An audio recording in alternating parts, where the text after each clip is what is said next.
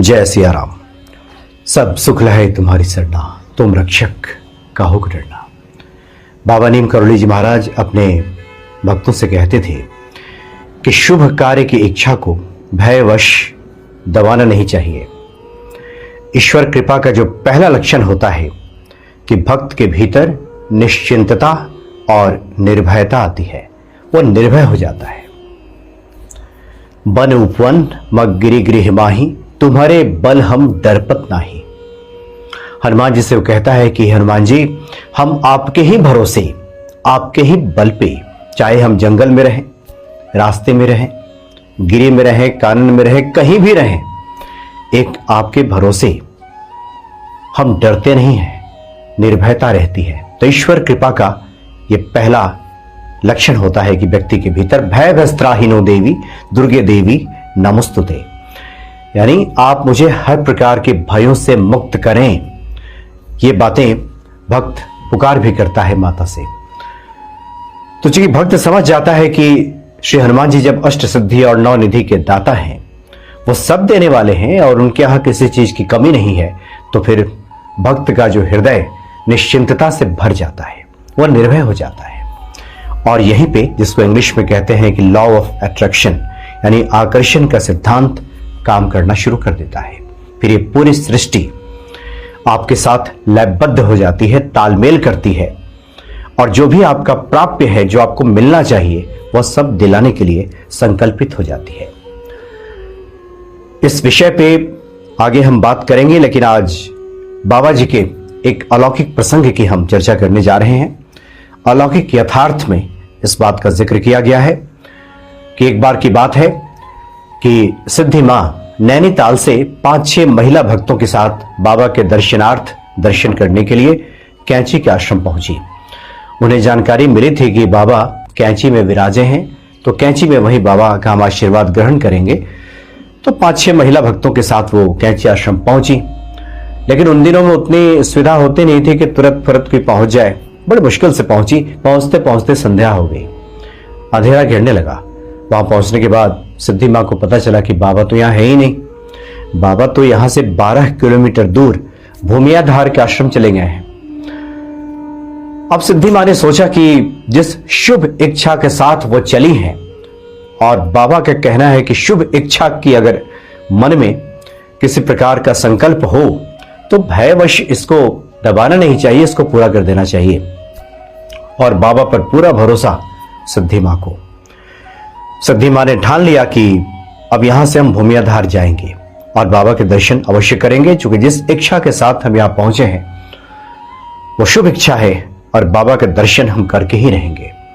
उनके साथ जो अन्य 5 महिला भक्त थीं, उन सब ने यही अपना प्रण दोहराया। हालांकि कैंची के आश्रम में ठहरने की सुविधा थी, रात वहां पे बिताई जा सकती थी, अगली सुबह सिद्धि मां जा सकती थी, लेकिन मन में ऐसी प्रबल इच्छा थी कि आज ही बाबा से मिलेंगे, आज ही उनका दर्शन प्राप्त करेंगे। और उन्होंने ठान लिया कि कोई गाड़ी तो यहां पे मिलेगी नहीं, कोई साधन तो मिलने वाला नहीं है। 12 किलोमीटर की पर्वतीय रास्ता है ये, और अंधेरा, गुप्त अंधेरा, खतरा भी हो सकता है, चोर उचक्के भी हो सकता है कि रास्ते मिल जाए। पहाड़ी क्षेत्रों में कुछ इस तरह की बातें आती थी कि छीना झपटी की बातें आ जाती थी, और उस रात्रि में भला कौन गुजरता था? कोई नहीं गुजरता था। उस पर्वतीय दुर्गम रास्ते से सिद्धि मां ने ठान लिया कि अन्य माइयों के साथ, अन्य भक्तों के साथ वो यात्रा करेंगी, और वो निकल पड़ी। गुप्त अंधेरे में सभी आगे बढ़ते हुए जा रहे थे,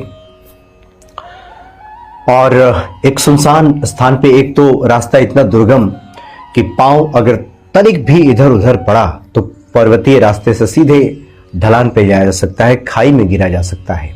लेकिन उसकी परवाह किए बिना, क्योंकि बाबा हैं तो सब संभाल लेंगे, बाबा अंतर्यामी है, तो उन्हें यह भी पता है कि उनके भक्त के ऊपर क्या बीत रही है, इस विश्वास के साथ सिद्धि मां चलती रही। कुछ आगे जाने के बाद ऐसा लगा कि कुछ लोग हैं रास्ते में।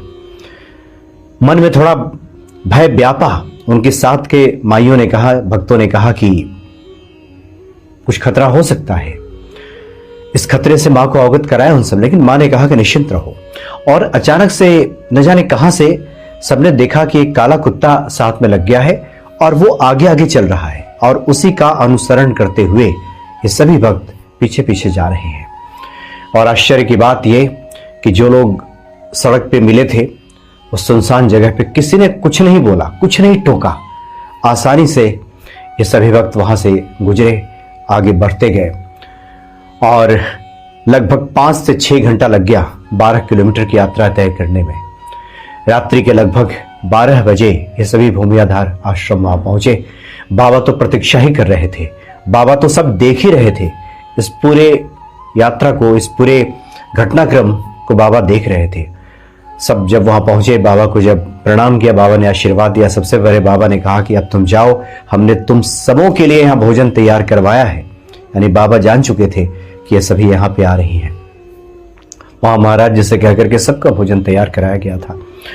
बाबा के सानिध्य में भोजन के उपरांत सब लोग बैठे और बाबा ने यही संदेश दिया अपने भक्तों को कि जिसको हनुमान जी पे भरोसा रहता है, जो हनुमान जी के भक्त हैं, वो किसी प्रकार की अनहोनी से उनका मन ग्रसित नहीं होता। उनके भीतर निश्चिंतता का भाव रहता है। वो निश्चिंत रहते हैं कि उनके जीवन में कुछ भी अनहोनी हो ही नहीं सकता, कुछ भी अप्रिय घट नहीं सकता, और जो उनके लिए उचित है उसकी व्यवस्था श्री हनुमान जी अवश्य करेंगे। सबों ने बाबा का ये आशीर्वाद ग्रहण किया, उनके इस वाणी को सुना और उसके बाद सभी विश्राम करने के लिए चले गए। तो बड़े अलौकिक ये प्रसंग है।